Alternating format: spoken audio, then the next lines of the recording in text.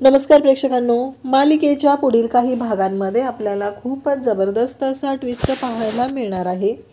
कारण इकडे नानांना आता घरात कळलेलं असतं की सारंगने आपलं जे आशीर्वाद बंगला आहे तो गहाण ठेवलेला आहे. तेव्हा नानांना खूप राग आलेला असतो. नाना खूप हायपर झालेले असतात आणि नाना, सौमित्र, त्याचबरोबर इकडे सुमित्रा या दोघांचंही ऐकत नसतात. ते म्हणत असतात की बास, आत्ताच आत्ता ऋषिकेश आणि जानकीला बोलवा. मला ऋषिकेश आणि जानकी या दोघांशी बोलायचं आहे. मला दुसरं कोणासोबतही बोलायचं नाही असं नाना ठणकावून सांगत असतात. मला फक्त त्यांच्याशीच बोलायचं आहे असं नाना बोलत असतात आणि ऋषिकेश जानकीला बोलवा असं सांगत असतात. तेव्हा मात्र सुमित्रा त्याचबरोबर इकडे सौमित्र या दोघांनाही धक्का बसलेला असतो. कारण नानांना खूप राग आलेला असतो. नाना हायपर झालेले असतात. नाना ऐकायला तयार नसतात. आता काय करायचं हा प्रश्न सगळ्यांना पडलेला असतो. मग नाना म्हणत असतात की मला ऋषिकेश बरोबरच बोलायचं आहे. तेव्हा सुमित्रा म्हणते की हो, मी ऋषिकेशला बोलावून घेते, तुम्ही त्याला भेटा आणि मग त्याच्याशी बोला. कारण नानांना कळलेलं असतं अजूनही मी जानकीला जे सांगितलेलं आहे, जे कोडा आहे, त्याचबरोबर त्याचं उत्तर अजूनही मिळालेलं नाही. आणि त्याचबरोबर इकडे नाना म्हणत असतात की जोपर्यंत ऋषिकेश आणि जानकी येऊ शकत नाही तोपर्यंत हे जे आपलं घर आहे ते वाचू शकणार नाही असं नानांचं म्हणणं असतं. म्हणून नानांनी ठरवलेलं असतं की ऋषिकेश आणि जानकी या दोघांनाही बोलवा. हे झालं असतं. त्याचबरोबर आता सुमित्रा आणि सौमित्र दोघंही ठरवतात की आपण हे सगळं नानांना बोलवूया, इकडे ऋषिकेशला बोलवूया आणि त्याच्या कानावरती घालूया, हा विचार चाललेला असतो. तेव्हा इकडे अवंतिका ऋषिकेश इकडे सौमित्रला म्हणत असते की तुला माहिती आहे का सौमी, नक्की असं मला वाटतंय की नानांना त्या दिवशीही काहीतरी सांगायचं होतं. जानकी वहिनींना त्यांनी सांगायचा प्रयत्न केलेला आहे, परंतु ती गोष्ट जानकी वहिनीपर्यंत नीट पोहोचलेली नाही. म्हणूनच नाना पुन्हा एकदा आता ऋषिकेश दादा यांना बोलवण्याबद्दल बोलत आहेत. आपल्याला काही करून त्या दोघांना इथं बोलवावं लागणार आहे, तरच या सगळ्या गोष्टींचा उलगडा होणार आहे असं हे सगळं बोलणं सुरू असतं. त्याचबरोबर इकडे सौमित्र पण अवंतिकाला समजवत असतो. तिला म्हणत असतो हो बरोबर आहे, आता ऋषिकेश दादा येईल का नाही ही मोठी गोष्ट आहे. कारण ऋषिकेश दादा जर नाही म्हणाला तर आपण त्याला जबरदस्ती नाही आणू शकत इथं असं सौमित्र अवंतिकाला सांगत असतो. तेव्हा अवंतिका म्हणत असते की मला माहिती आहे जानकी वहिनी ऋषिकेश दादाला समजवतील आणि ऋषिकेश दादा नक्की येतील असं इकडं अवंतिका म्हणत असते. आणि तिने ठरवलेलं असतं की काहीही झालं तरीही जानकी वहिनी नक्कीच इकडे ऋषिकेश दादांना घेऊन येतील. आणि मग इकडे सुमित्रा पण नानांना समजवत असते, अहो शांत व्हा, नका एवढा विचार करू, सगळं व्यवस्थित होणार आहे असं ती सांगत असते. आणि त्याचबरोबर इकडे अवंतिका पण सौमित्राला समजवत असते. कारण त्यांना सगळ्यांना काळजी वाटत असते. कारण सारंगने जो गोंधळ घातलेला आहे तो इतका मोठा असतो की या सगळ्यातून आपलं घर कसं वाचवायचं हा मोठा प्रश्न पडलेला असतो. आपलं घर वाचवणंही तेवढंच गरजेचं होतं. मग आता आपलं घर कसं वाचवायचं हा प्रश्न असतो. इकडे नाना मात्र म्हणत असतात की काही झालं तरी आपलं घर हे त्या सयाजीरावच्या घशात मी जाऊ देणार नाही. कारण तो सयाजीराव काय आहे हे मला चांगलं माहिती आहे, हे नानांचं म्हणणं असतं. आणि नानांना काही झालं तरी आपल्या घराला इकडे सयाजीरावची नजर लागलेली आहे ही गोष्ट अजिबात आवडत नसते.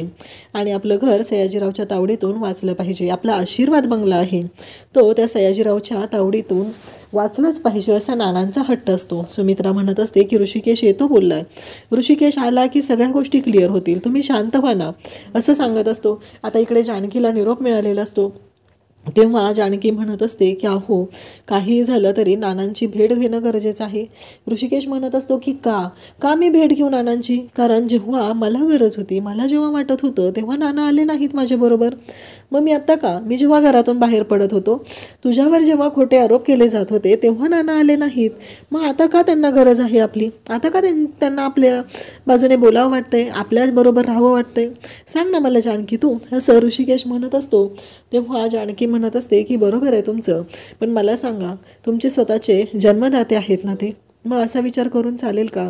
त्यामुळं मला असं वाटतंय काहीही झालं तरीही आत्ता नानांना आपली गरज आहे, आपण नानांकडे जाणं गरजेचं आहे.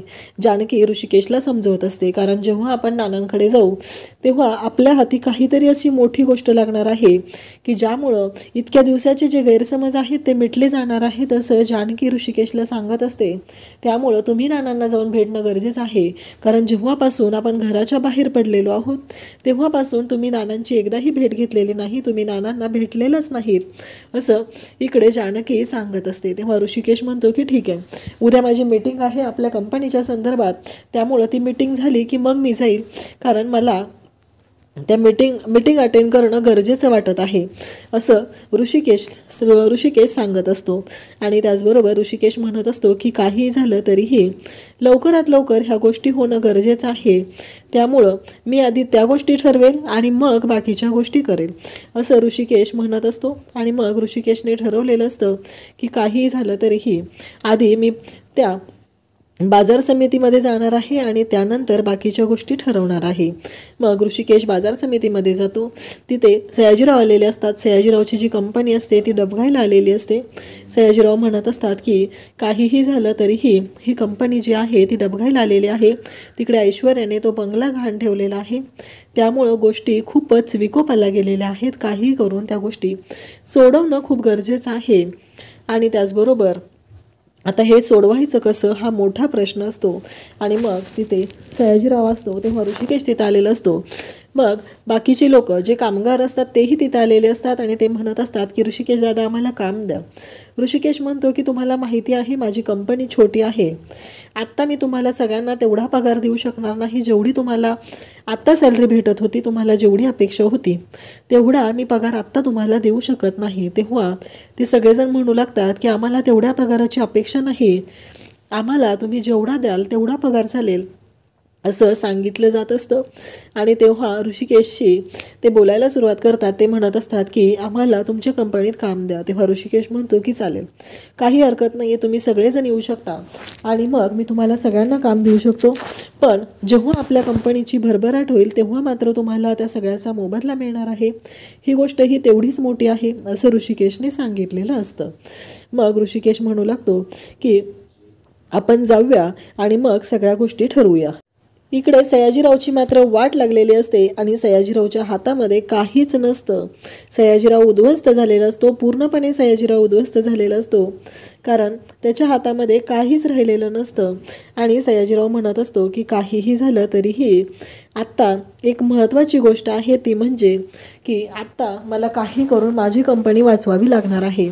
आणि हे जेव्हापासून कडं माझ्या हातात आलेलं आहे तेव्हापासून हे दळदळीपणा माझ्या मागं लागलेला आहे, त्यामुळं काहीही करून आधी हे कडं टाकून देतो आणि त्यानंतर बाकीच्या गोष्टी ठरवतो. आता ऋषिकेशने कंपनी तर मोठ्या प्रमाणात चालवण्याचं ठरवलेलं आहे आणि हे कडं आता एकदाच हिला देऊन टाकूया असं तो ठरवत असतो. त्याचबरोबर इकडे आता सयाजी ऐश्वर्याला फोन करतो आणि म्हणतो की तुझा आशीर्वाद बंगला घाण गेलेला आहे, तुझी कंपनी बंद पडलेली आहेच, पण त्याचबरोबर आमची तर माझी कंपनीही बंद पडायच्या मार्गावर आहे, त्यामुळं आत्ता आपल्याला विचार करणं गरजेचं आहे. काहीही झालं तरी हे आपल्याला ह्या गोष्टी आता सोडवाव्या लागणार आहेत, कारण ऋषिकेशची कंपनी ही टॉपमोस्ट लेवलला पोहोचलेली आहे.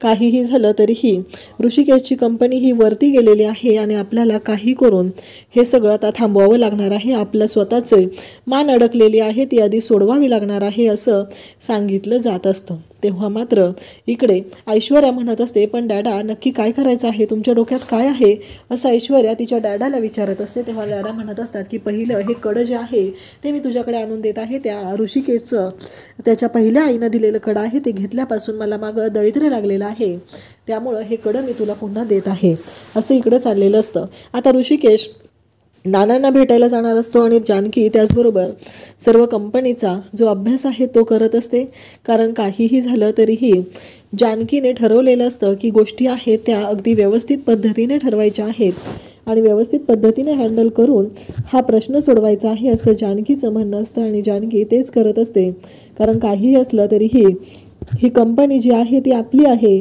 ऋषिकेशने सुमित्रा एंटरप्राइजेस मोठी केलेली आहे. आणि आणखी एक महत्त्वाची गोष्ट म्हणजे नानांनी मला जे कडं सांगितलेलं होतं ते कडं तर आता माझ्याकडे नाही, पण देव्हारा माझ्याकडे आहे. ऋषिकेश पुन्हा घरी येऊन काम करत असतो. ऋषिकेश म्हणतो की काही हिशोब बाकी आहे ते करत आहे. तेव्हा जानकी म्हणते की पैशांचा हिशोब नंतर करू शकता, आधी नात्यांच्या हिशोबाचा जो गोंधळ झालेला आहे तो सोडवून या, असं ती सांगत असते. ऋषिकेश म्हणत असतो की ठीक आहे. मग ऋषिकेश आता जायला निघतो आणि ऋषिकेशने ठरवलेले असतात गोष्टी, त्या पद्धतीनं सर्व घडत असतं. आणि मग ऋषिकेशला आता जाणं भागच असतं, कारण खूप दिवसानंतर ऋषिकेश हा नानांना भेटणार असतो.